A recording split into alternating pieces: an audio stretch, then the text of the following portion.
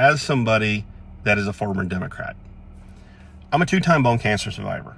I voted for Obama Biden in 2008 based on Obamacare. And then when Obamacare was implemented, I promptly lost my insurance. I could not keep my plan. I could not keep my doctor. And then on top of that, I got penalized for not having insurance that I could no longer afford. Now that was pre-Donald Trump political career. That had nothing to do with Donald Trump. That had to do with the Democratic Party leaving me behind, even though I voted for them.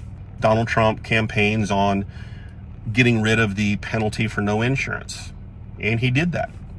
Helped my family out and me specifically. Then he campaigned on tax cuts. He did that. I got a tax cut. My employer got a tax cut.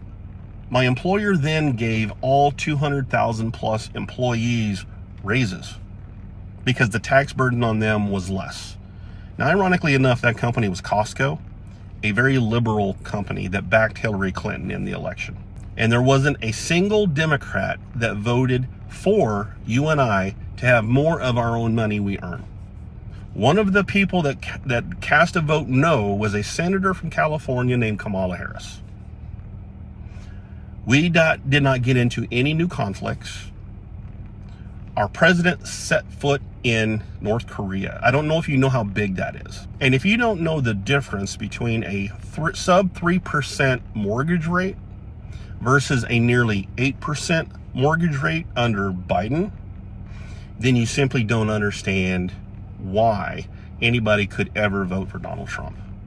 To me, since I know how all that works, my bigger question is, why on earth would anybody vote for Kamala Harris? Because she's sitting here saying no tax on tips, but yet in 2023, her and Biden passed a bill, and she was the deciding vote to make this a bill where you had a new way of reporting taxes on tips, and they also were going to hire 87,000 new IRS agents to audit us, to make sure the government got more of our money. That's why I'm voting for Donald Trump, because he has a history of doing what he says, versus Kamala Harris having a history of saying shit and not doing anything about it. That's why I'm voting for Donald Trump, because of the history we have to look back on. A good economy, good job growth.